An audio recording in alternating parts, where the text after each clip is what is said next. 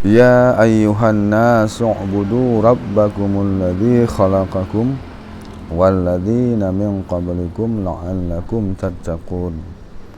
Wahai para manusia, arti manusia di sini ialah penduduk Mekah. Berarti ayat ini ialah turunnya di kota Mekah. Wahai para penduduk Mekah, kata Allah, ubudu, sembahlah oleh kalian. Artinya wahadu, tauhidkanlah oleh kalian akan Tuhan kalian. Tuhan alladzi, yang menciptakan, ianya Tuhan akan kamu. Arti khalaqa ansya'a, yang menciptakan, ianya Tuhan akan kamu daripada tidak ada kepada ada. Walam takunu syai'a, padahal tidak adalah kalian semua. Walam takunu syai'a, padahal tidak adalah kalian semua itu yang sesuatu. Memang Allah ciptakan kita daripada tidak ada sama sekali, kosong, dari tidak ada. Kemudian Allah adakan, itulah makna khalaqa, makna ansya'a. Walaupun kita diiktibarkan ada daripada air mani orang tua kita, tapi kan asalnya kembali kepada Nabiullah Adam. Nabiullah Adam daripada tanah itu kan daripada tidak ada sama sekali. Karena pada hakikatnya sebelum adanya segala alam ini, yang ada hanyalah Allah Ta'ala. Wa khalaqa, dan menciptakan juga dianya Allah akan alladzi, daripada sebelum kamu, itulah umat-umat yang dahulu. La'allakum tattaqun, pastilah kalian semua itu yang bertakwa. Andai kata kalian mau menyembah Allah Ta'ala. Itu khitab Allah kepada penduduk Makkah yang kafir, yang musyrik. La'allakum, pastilah kalian itu yang terjaga, terpelihara kalian dengan sebab menyembah Allah Ta'ala, wa iqabahu, akan siksanya Allah Ta'ala. Andai kata beriman, pasti selamat. Wa la'alla fil asli, dan bermula kata-kata la'alla pada asal-asalnya ialah litaraji, berfaedah untuk taraji. Taraji ialah mengharapkan sesuatu yang dicintai. Itu taraji, pengharapan artinya. Wa fi kalamihi, dan sabit pada kalamnya Allah Ta'ala. Dan bermula la'alla pada kalamnya Allah Ta'ala itu untuk tahqiq. Jadi la'alla, asa kan ialah tamanni, berfaedah tamanni. Itu baiklah la'alla ataupun asa. Dan seumpamanya yang bermakna dhan ataupun syak, itu ialah berfaedah tahqiq jika dalam Al-Quran. Karena jangan sampai mewahamkan bahawa Allah Ta'ala jahil kepada hal yang di depan. Karena seolah-olah andai kata kita berfaedahkan la'alla seperti faedah la'alla, jadi maknanya sembahlah Allah Ta'ala. Moga-moga harapan kita kalian semua beriman. Jadi seolah-olah Allah tidak tahu ke depannya apa dia beriman ataupun tidak. Itu kan mustahil pada Allah, jahil. Makanya Allah berfaedah tahqiq. Pasti kata Allah, jika kalian beriman, pasti kalian selamat daripada siksaku. Itu pasti. Dikarenakan itu merupakan sebuah wa'ad, janji. Janji Allah Ta'ala kan tidak Allah ingkari secara syaraknya. Yang taat adalah diberikan pahala, yang mengingkari diberikan siksa. Itu wa'ad Allah. Jadi makanya difaedahkan la'alla untuk faedah tahqiq, kerana mengandung wa'ad situ, janji. Janji yang baik, wa'ad. Ataupun nanti wa'id, andai kata bentuknya ancaman. Alladzi ja'ala lakumul arda firasya was samaa'a binaa'a wa anzala minas samaa'i ma'an fa akhraja bihi minats thamarati rizqan lakum fala taj'alu lillahi andada wa antum ta'lamun. Allah alladzi, yang menciptakan, ianya Allah akan bagi kamu akan bumi. Akan bumi ini firasyan, hal keadaan ianya bumi itu yang terhampar. Di bumi bukan bulat seperti bola, tapi dia terhampar. Dia bermula kata-kata firasya itu ialah hal daripada arda. Arti firasyan bisa terhampar seperti layaknya permadani, tapi bukan seperti itu percis. Yaftarishu, yang terhamparlah dianya bumi. La ghayata fi salabati, yang tiada jenis ujung pada kekerasan. Dalam artian bukanlah dia struktur bumi tanah ini sangat keras sehingga tidak mungkin digali. Awil layunati, dan tiadalah jenis ghayah ujung pada kelunakannya, bukan berarti sangat lunak. Karena jika sangat lunak tanah, fala yumkinul istiqraru 'alaiha, maka tidak mungkinlah oleh menetap di atasnya bumi. Di kondisi bumi ialah antara dua, antara keras dan lunak. Jadi tidak keras sekali dan tidak lunak sekali, seperti bumi yang kita maklumkan sekarang. Dan menciptakan ianya Allah akan langit binaan, hal keadaan yang langit itu sebagai atapnya bumi, saqafan, sebagai atapnya bumi. Jadi sebagaimana layaknya atap sebuah bangunan, nanti kan dia melindungi bangunan daripada hujan, terik matahari dan benda-benda yang jatuh. Maka demikian juga ialah langit, salah satu fungsinya ialah untuk melindungi bumi daripada jatuhnya benda-benda yang di atas langit.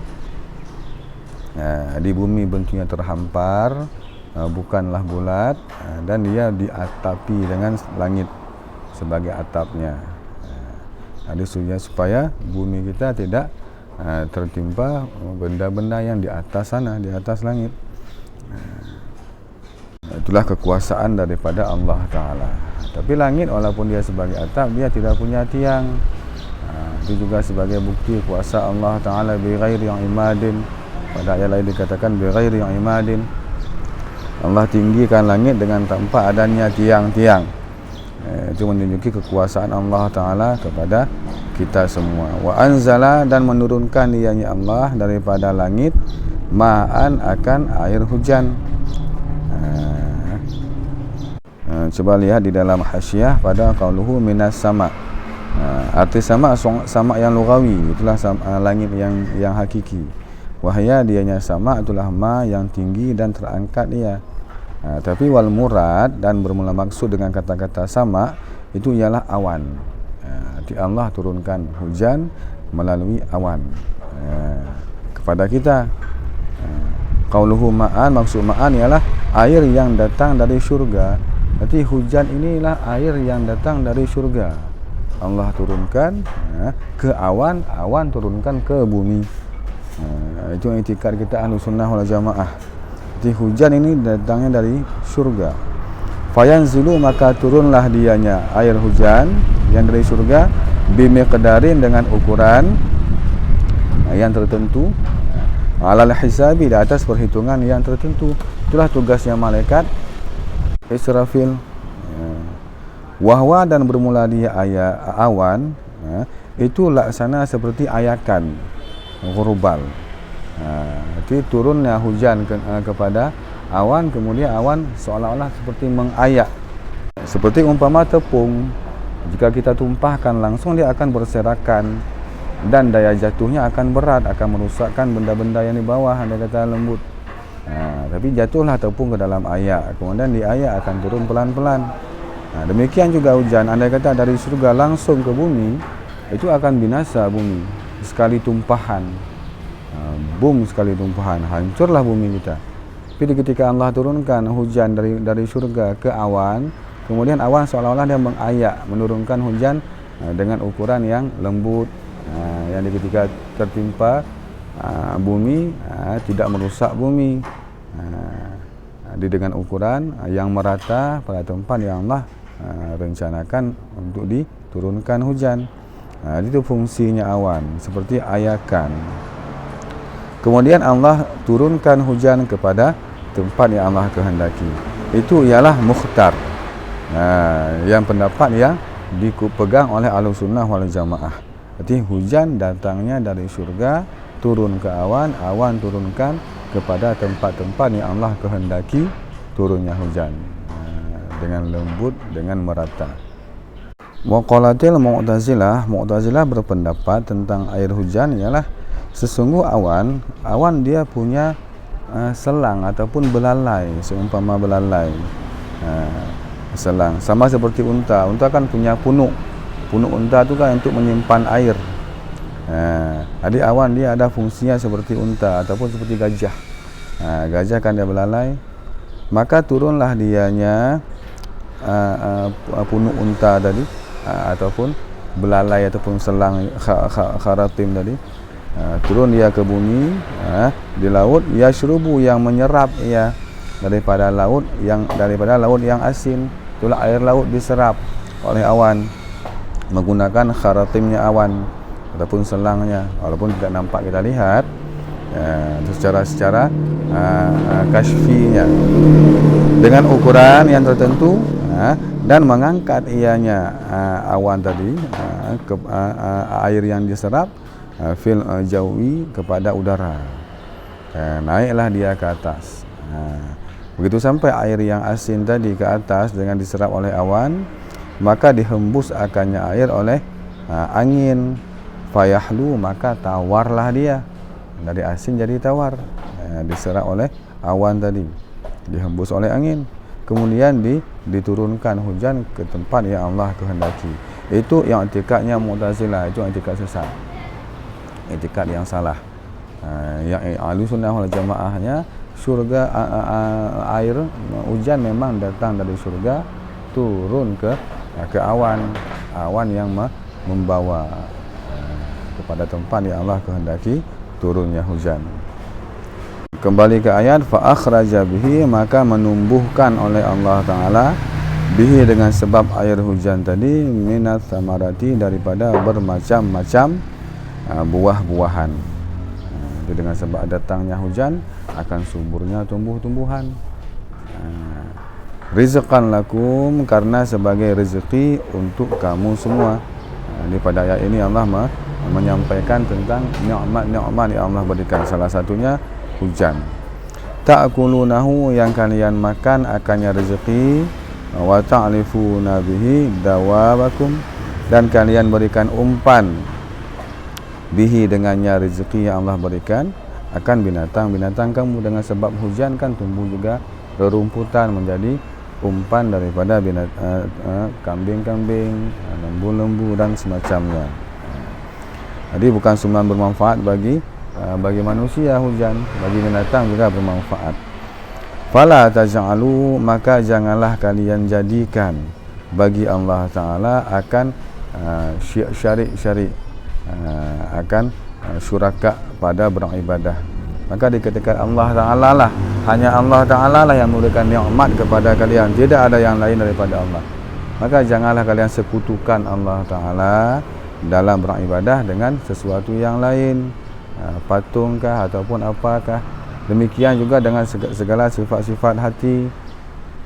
Kita beribadah dengan mengharapkan pujian, riya namanya. Kita beribadah mengharapkan ialah harta, juga riya. Itu dinamakan dengan syirik juga sebenarnya, syirik secara batin, bukanlah syirik yang menjadi murtad.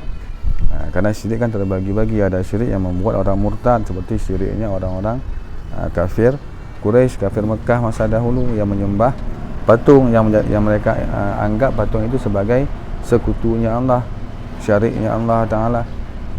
Mereka itu murtad, kafir, syirik yang seperti itu.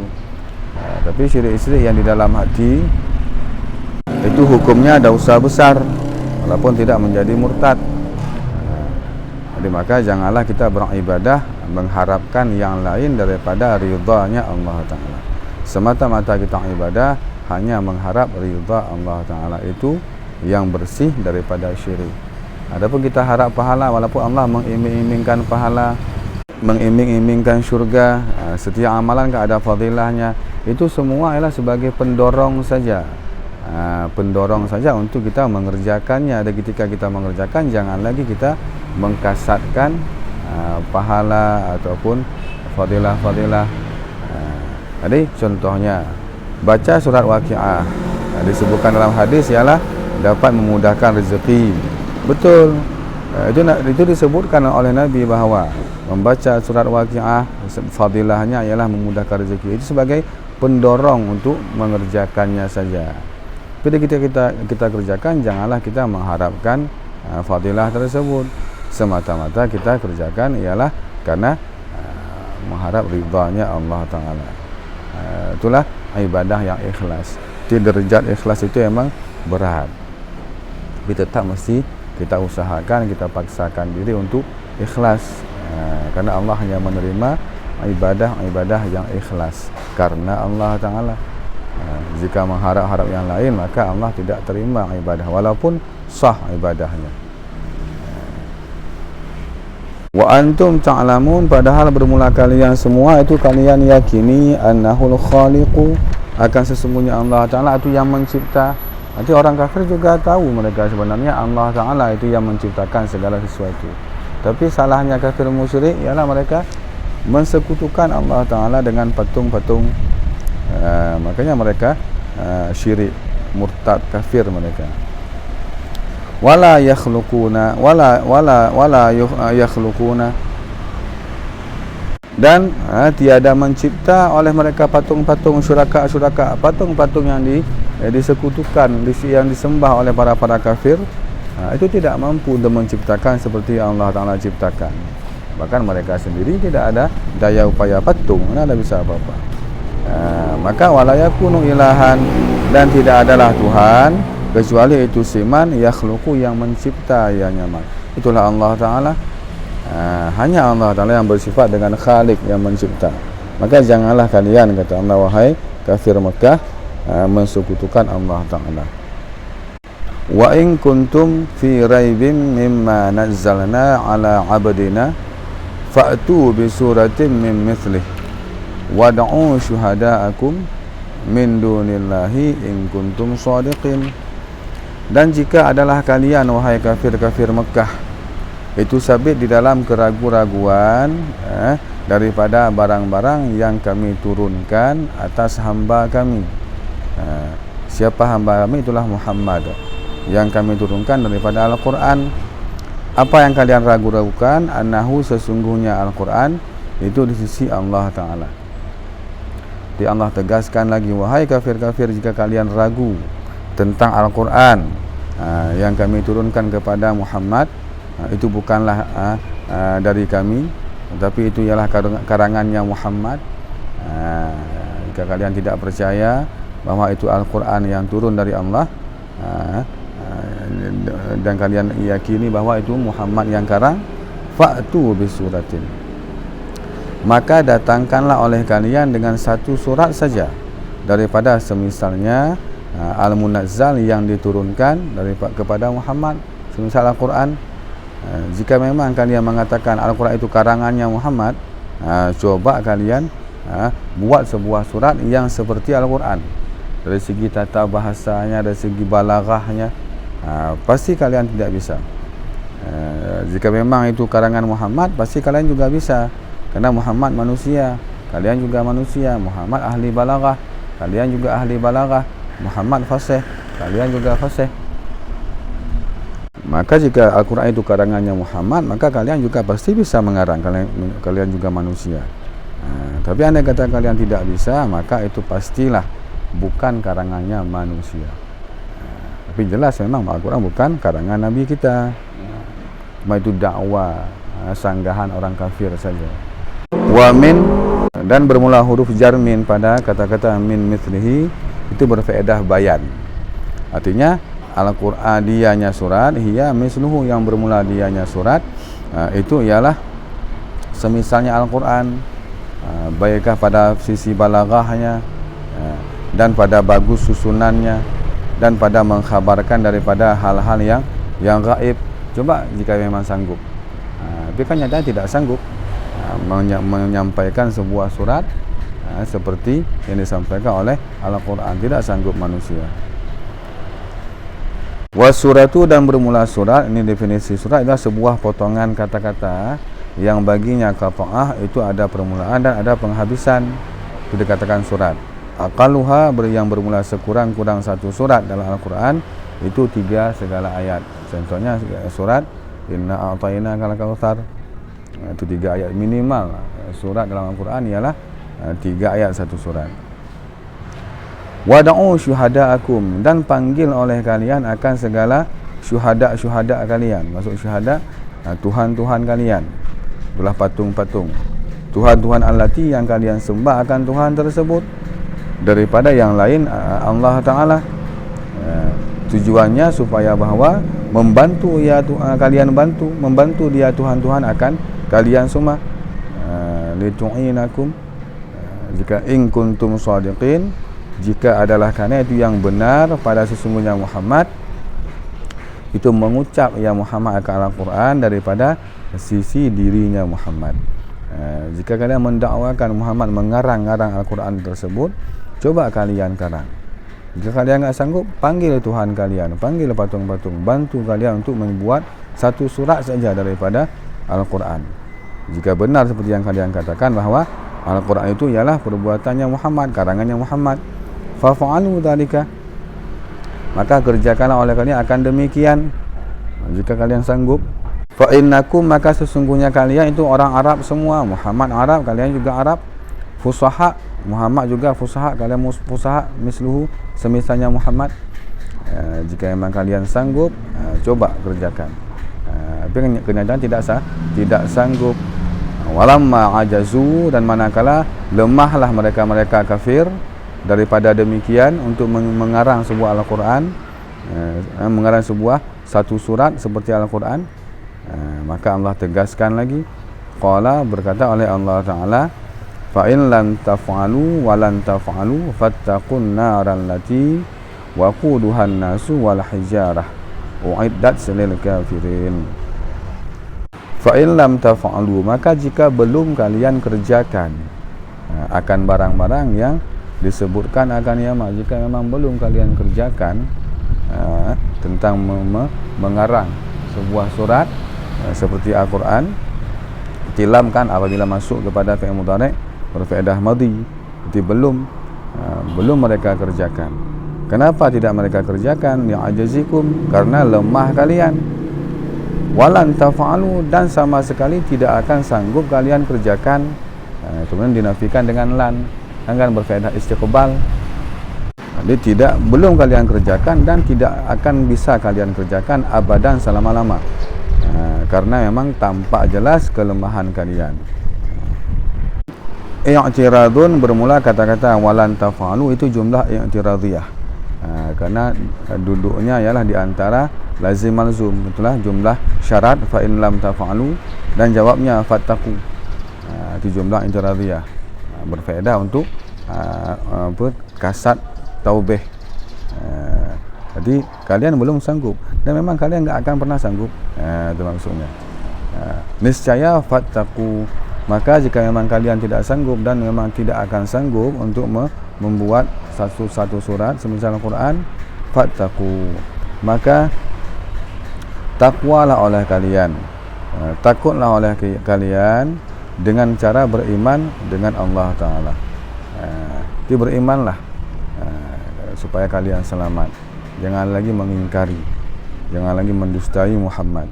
Wa annahu laisa min kalamil bashar, dan berimanlah kalian bahwa sesungguhnya Al-Quran itu tidaklah di Al-Quran daripada kalam manusia biasa. Itulah jelas daripada Allah Ta'ala, wahyunya Allah. Maka takutlah oleh kalian akan neraka alati, yang bermula kayu bakarnya neraka itulah manusia kafir, itu sebagai kayu bakar neraka, bahan bakunya. Wal hijarah, dan batu-batu, maksud batu ialah batu-batu yang digunakan sebagai penyembahan, yang dibuatkan sebagai menjadi patung, ka'asnamihim, seperti patung-patung mereka yang dari batu. Yakni memaksudkan ianya Allah Ta'ala akan sesungguhnya neraka, api neraka itu yang bersangatan panas, mufritatul hirarah, yang sangat panas. Memang dasarnya sudah panas, makin panas lagi. Tattaqidu, yang dibakarkan akan neraka dengan madukira, itulah dengan manusia kafir dan patung-patung, itu bahan bakarnya dia memang sudah panas. kemudian dicampakkan lagi manusia yang kafir, kemudian dicampakkan lagi patung-patung, batu-batu yang jadi penyembahan orang kafir, maka makin panaslah dianya neraka, api neraka. La kana rid dunia, bukanlah seperti api dalam dunia. Tataqidu yang dibakarkan api dunia dengan kayu bakar saja dan semua kayu bakar. Jika kena bahan benda-benda yang basah, maka akan padam api dunia. Sedangkan api neraka, tubuh orang kafir dimasukkan dalam neraka, makin menyala. Bukan dia makin padam, karena dengan tubuh manusia makin menyala. Itu neraka Jahannam. Coba lihat di hasyiah, qauluhu kan la kana rid dunia. Artinya kama warada, sebagaimana yang warid dalam sebuah hadis, sesungguhnya api dunia itu satu potongan saja daripada neraka Jahannam. Misal yang dibenamkan akan api sepotong tersebut dalam laut akan 7 kali benaman hingga dia menjadi api seperti dalam dunia sekarang. Itu api neraka Jahannam asalnya. Baik, mesti dibasuh 7 kali basuhan daripada laut, baru dia bisa sepanas yang sekarang. Jadi bayangkanlah jika anda kata tidak dibasuh 7 kali, maka satu potongan kan sangat kecil. Satu potongan saja akan menghanguskan seisi dunia ini. Maka dibasuh sebanyak 7 kali. Kemudian sesudah diambil satu potongan yang tadi dari neraka Jahannam, diturunkan ke bumi, dibasuh 7 kali, dibakarkan neraka Jahannam selama 3.000 tahun. 1.000 tahun terbakar hingga berwarna putih neraka Jahannam. Kemudian 1.000 tahun yang kedua, sudah dari 2.000 tahun menjadi warna merah api neraka Jahannam. Kemudian 3.000 tahun dibakar menjadi warna hitam. Fahya al-an, maka neraka Jahannam sekarang berwarna hitam gelap. Itu neraka Jahannam, mengerikan. Dia bukan warna merah seperti api dunia, hitam pekat. Itu warna api neraka Jahannam. Na'udzubillah. Kita mohon pada Allah jangan sampai kita masuk ke dalam neraka. Amin. Uiddat artinya huyiat, dipersiapkan akan neraka Jahannam khusus untuk orang-orang yang kafir. Yu'adzabuna biha, yang diazabkan akan mereka kafir di dalam neraka Jahannam tersebut, dengan neraka Jahannam tersebut. Jumlatun musta'nafatun, bermula kata-kata uiddat lil kafirin itu boleh kita jadikan jumlah istinaf. Boleh juga dijadikan hal yang lazimah di jumlah haliyah yang dihal kepada nar belakang. Di hal keadaan neraka itu pastilah dipersiapkan hanya untuk orang-orang yang kafir. Hal lazimah, yang lazim neraka Jahannam untuk orang-orang yang kafir.